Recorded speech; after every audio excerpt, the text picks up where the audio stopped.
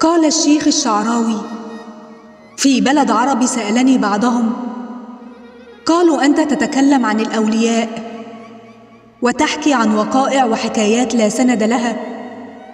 فقلت لهم: تعالوا نتجادل جدل العلماء وليس جدل العوام. سألتهم: أنتم تؤمنون بالمعراج أليس كذلك؟ قالوا: نعم.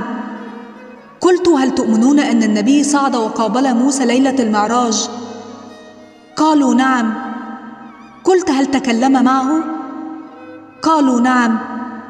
قلت: طيب، موسى ميت بقانون الأموات، ومحمد صلى الله عليه وسلم حي بقانون الأحياء، وقد التقى الميت بقانون الأموات بالحي بقانون الأحياء، وعملوا عملا واحدا، صلوا معا، وعمل ميت بقانون الأموات للحي بقانون الأحياء عملا، فقد ردده على ربه ليخفف الصلاة، فتردد محمد إلى أن صارت الصلاة 5 بعد أن كانت 50.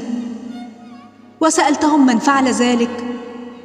وقلت لهم: الذي فعله هو سيدنا موسى عليه السلام، وموسى ميت بقانون الأموات. إذن فالميت قد يعمل عملا للغير ينتفع به، عملا للغير وليس لنفسه، لأن عمله لنفسه قد انقطع. كتاب أنا من سلالة آل البيت.